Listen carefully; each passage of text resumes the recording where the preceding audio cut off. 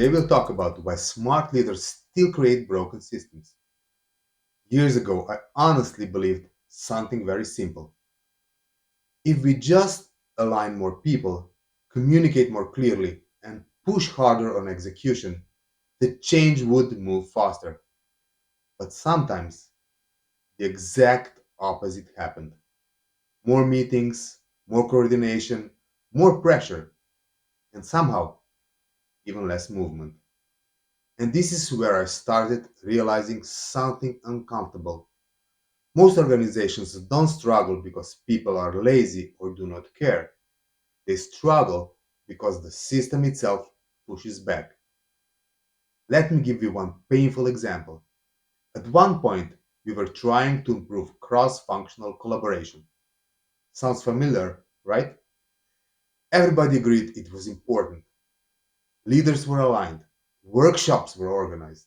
On paper, it looked good. But underneath the surface, departments still protected their own priorities. Managers were overloaded. Decision making was slowing down. People avoided risks because mistakes were expensive and political. And honestly, I remember sitting in one of the meetings and thinking, why are these smart people still behaving this way? You have to understand, individually, these were competent people. But the system itself rewarded behavior that worked against the change. And this is where many organizations get stuck. They try to push harder on people without understanding the system producing the behavior. If you're interested in practical insights like this, subscribe for weekly content on organizational change and execution. Every week, we break down how change actually works in organizations. And throughout this series, you'll see one system behind everything we discuss. It's called the Delta Change Cube, a simple and effective structure to turn plans into clear decisions, decisions into immediate actions, and actions into effective results. Let's circle back to our example. It's super important to understand how your change fits into system. This is the situation where system thinking becomes extremely powerful. Peter Senge already explained this decades ago in his book The Fifth Discipline. The idea is simple.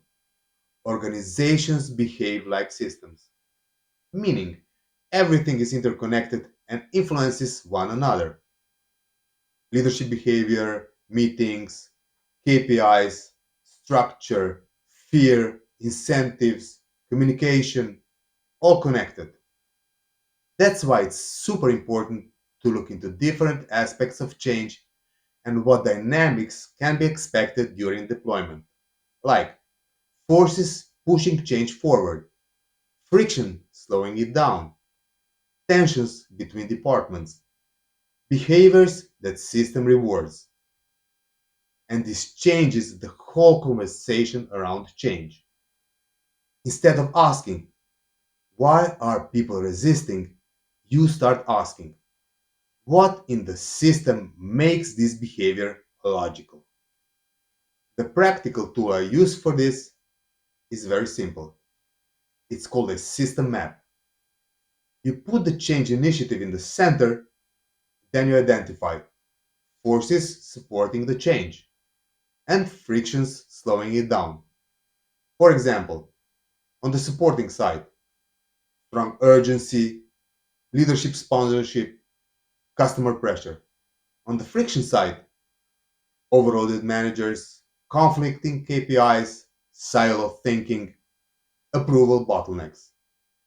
And suddenly, the problem becomes visible, not emotionally, but structurally. If you want to try this yourself, comment system below the video and we'll send you a simple forces plus friction mapping template. When leaders start understanding the system properly, decision making becomes clearer, friction points become visible, execution speeds up, people stop fighting symptoms. Instead of pushing harder, leaders start removing friction. And that changes everything. Here's one thing you can do immediately. Take one change initiative you're currently struggling with and ask yourself, what in our system is unintentionally slowing this down? Not who, but what. If your organization is currently stuck in slow execution, unclear ownership, or invisible resistance, send me a message or schedule a call. Sometimes one hidden friction point changes the entire system.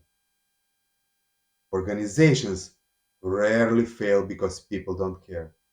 They fail because system rewards the exact behavior leaders are trying to change. And once you see that, you stop pushing harder. You start changing wiser. And once you understand that, everything changes.